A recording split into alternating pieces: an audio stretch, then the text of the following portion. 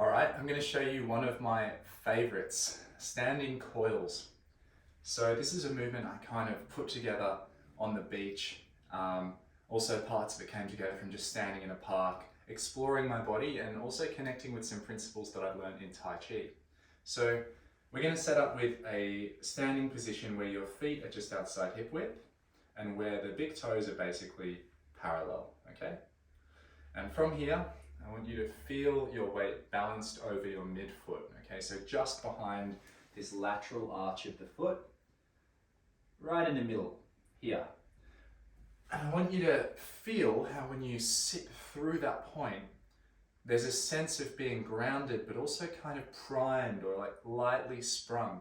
When we're way back on the heels, there's not much springiness other than potentially in the quads. When we shift right onto the toes and the heels lift and the base of the feet tense up, we're kind of less balanced. So we want to have that blend of balance, grounding, and sprungness. Now above that, we're going to soften down through the knees and hips. Not just the knees and not just the hips. I want you to stay upright, but I want you to soften through both. And I want you to feel that the hips and the knees are sharing the load so that you can transmit your weight directly down through the feet. And then see if you can soften into that, soften into the legs and hips a little bit. And you might want to lightly tuck your pelvis under and lightly drop your sternum back so you can establish that zone of apposition that we talked about earlier in the breathing segment. Now from here, as you breathe, a deep inhale is going to help you to fill up your back, side body, and eventually your upper body and chest into some fullness, broadness, and depth. And from that, you may find that you can relax your shoulders even more and you can kind of reside back in your spine. It's this kind of regal or warrior-like stance where you feel like you're strong and long through the rear crown of your head and the back of your neck, and you're softened down slightly through the chin. So you're kind of relying on the alignment of your spine and softening your tissues. And as this alignment gets more precise, it actually doesn't feel stacked. It feels floaty. A beautifully aligned spine is going to feel lighter because it's not deviating from the line of gravity, and so it's not fighting gravity to stay upright. So we're sitting into this, and this alone you could spend hours perfecting. We can go really deep, but the next layer is learning to shift the weight side to side. So if I'm on 50-50 now, I want to be able to shift my weight to my left side very gradually and very deliberately. And if I was standing on sand, then as I do that, I don't want to ruin my footprint in the sand. I want to leave a perfect footprint, which means I'm not going to roll in, I'm not going to lift my heel, I'm not going to twist one way or the other, and I'm not going to go right out onto the outside blade. We're staying very uniform and connected through these splayed, relaxed, heavy feet. So when we do that, we keep our frames. So if the pelvis is a parallel line with the rib cage, we want to keep that. And you can actually place your hands here to use that as a reference point while you learn this. And also from front to back, so if you're watching this way, I can set up with maybe a really nice full flat spine. And then sometimes what will happen is as soon as I start to move onto one leg and start to load this side, there'll be like a hitch. There'll be some kind of movement or compensation. So I want you to sense neutral, sense that line, soften the legs and shift across, knowing yourself well enough to know exactly what it is that you're moving. And if you need help with this because that feels too advanced, don't use a painting, but go against a wall. Take just a palm's distance from the wall with your heels. The same stance, lean back against the wall so that your lower ribs and the upper part of your lower back are connected. So there's that light feeling of fullness in the back and closure through the front.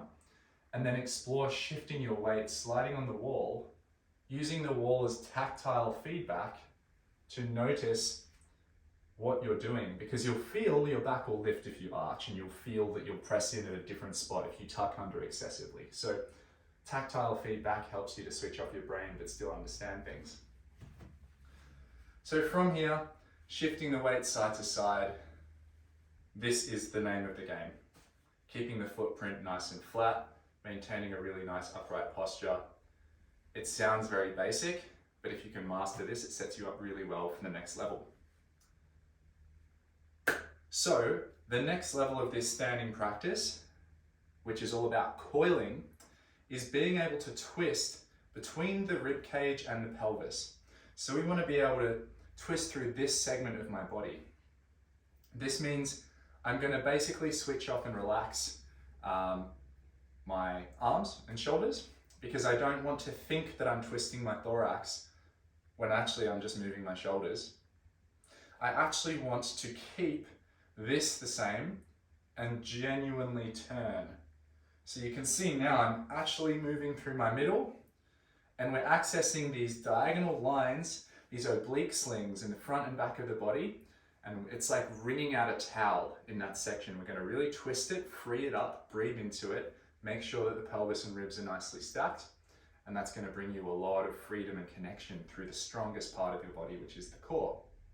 And from that, we can then build out into the hips, the legs, the ground, and the hands to create effortless, powerful movement. So, lowering down, getting in your stance, keeping the hips as square as you can, we're just going to try to turn the upper body. So I'm not doing this with my shoulders. I'm staying square and relaxed, nice and broad. I'm just going to turn on axis my upper body. And I'm just going to breathe here. I'm just going to feel this, make sure I'm still relaxed and broad through my shoulders. Can I twist just from this section? Notice how I'm loosening. I'm making sure that I'm not bunching on.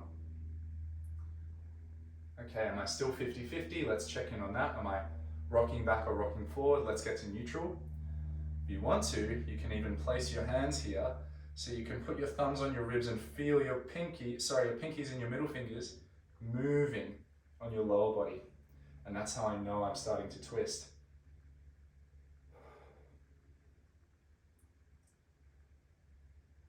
Now, if you notice, according to the pressure principles, if I'm expanding forward or spilling into my back, then what do I need to do? I need to shorten that side to elongate and fill the other side. So use that as a troubleshooting mechanism. Okay. And now if you want, what you can add in is a little bit of an imaginary magnet cue. So we're still square through the shoulders, but I want you to think of magnetizing your right hip to your left hand while keeping your body where it is. So I'm going to show you from side on. That looks like this. I've twisted, I'm lined up, and I'm going to go, oh. So I'm actually driving my foot through and back to press my hip forward towards my hand. And as I do that, I'm drawing this back.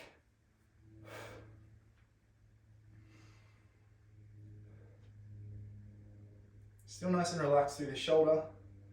Trying to get this movement happening, this glide, without doing that, okay?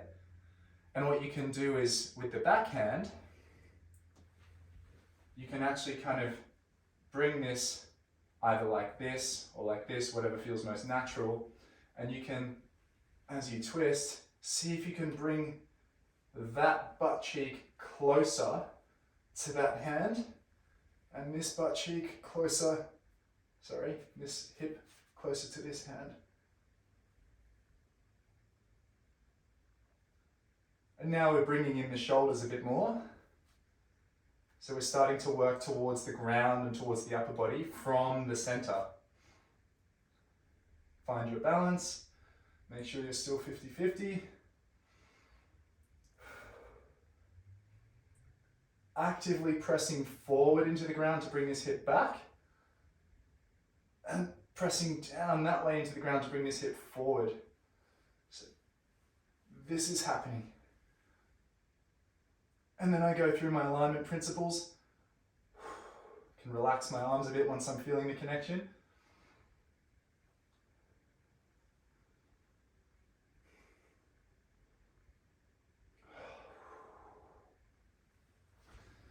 And then we'll do the other side.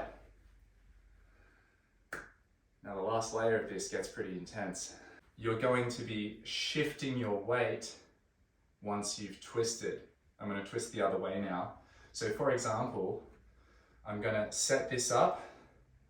I'm going to get my twist happening. I'm going to maybe squeeze a bit more juice out of it by using these hand cues. Forward with this hip, back with this, back with my right hip towards my left hand. 50-50 lined up. Oh. Relaxing as much as I can without giving up this position. And now I'm going to shift back onto my right foot. And I can actually start to reach down a bit more now. So I'm going to reach down towards the ground. Toes to fingers are connected through this line. And fingertips to right heel are connected on the other line. So I have front body and back body coiling through the hole. And then as I breathe, I'm not locking my shoulders down, I'm just aware of that line. It can be soft. And I'm breathing, I'm sitting into this.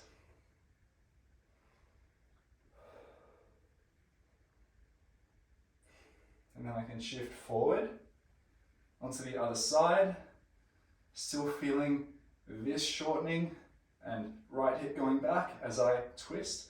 Now I'm not going to spill, I'm going to go, I'm going to fill up my chest, fill up my side bodies, lengthening. Feeling this is switching on because I'm connecting from left shoulder blade through my posterior chain to the right side of my body and my right heel. So these fingertips to the right heel and these fingertips to the left toes. And then I can breathe. Notice as I breathe, I float my shoulders because the breath is lifting my rib cage and taking my shoulders along for the ride. Where's the breath moving and where's it not moving, and how can I make it more uniform? Oh, that feels good. And then we can stay on this leg if you like to transition back to the other side. Feeling the alignment. Letting the arms reach for toes and heel. And then you can start to shift across and turn this into a little bit of a fluid motion. But I don't just want you to seek fluidity for the sake of it yet. We're building the structures and the body awareness first. We can release into freedom later, but you have to build the thing before you can kind of release and surrender into it. You have to have a structure in your life so you can have something to rest into. Okay, so the next part of this, integrating the upper body even more, but getting some more length and openness through the limbs, is we're going to set up in a twist. So let's say that we're down in our twist. Let's say that we're on our left leg and we've got the hips relatively square, or at least the hips are spiraling this way while the body is spiraling this way. We're all lined up. Now the next part here is we're going to frame where we're looking with the hands. So instead of the low reach, I'm going to take my hands up and I'm going to frame in front of me with this diamond. Okay, now with this, I'm going to stay balanced over my left foot, keep most of the weight on that left side, get nice and comfortable, stacked through the hip, the knee, all of the joints, nice and strong. And then from here, I'm going to take this right hand, I'm going to follow it with my eyes out to the side, turning in this external coil to really lengthen through this chest line and really open up. Again, I don't want to arch, I don't want to lose it. I want to stay stacked with all of my discs, and the discs are all rotating. Opening up as much as I can, right the way to the fingertips. And this hand is going to start to come across as well. And we're looking where we're reaching. We're not just neutral with the head. Now, if I'm feeling compressed in the back of my right shoulder while I do this, the invitation is to breathe space in that direction. I have the containment of the wrung out towel beneath me, so if I breathe in enough, the air can only go up. Let me see if I can demonstrate this for you. Let's go like this. Framing, following with the eyes, twisting, opening. This hand's going to reach around too. And then, if I'm feeling compressed here,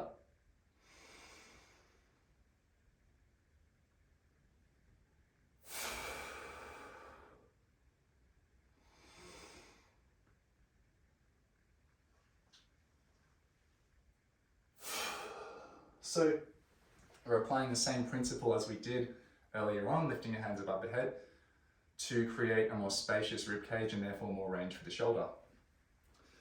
What this culminates in is the same twisty pattern but with the hands up higher. So if I was going to flow through that to show you where it can go, we're going to shift to one side, we're going to twist, set up the frame, continue like a surfer almost, watching, and then we can come back, go to the other side, turn the frame. We're watching with the eyes, so the key part is watching the hands with the eyes and maintaining balance through the lower body. Got the frame here now. I'm going to open up this way. Wall's in the way, but you get the point. Coming around here, I'm following with my head, really sitting down into a balanced foot. I'm not ruining my sandy footprint. Trusting in my alignment. And then I can come back and go to the other side. And if you want to add on to this, so we've been doing this, loaded on one leg, twisting towards the straight leg. We can also go twisting away from the straight leg, and we're going to allow this foot to rotate, pivoting over the third metatarsal. We're going to keep this foot grounded. We're not going to just go onto the outer blade. We're going to keep the instep or the base of the big toe pressing through the ground so that we can really recoil back if we wanted to, and then line up the body, follow the eyes with the hand. Get the weight right onto that right foot. Keep the length, okay? I don't want to compress down, I want to lengthen up as I breathe.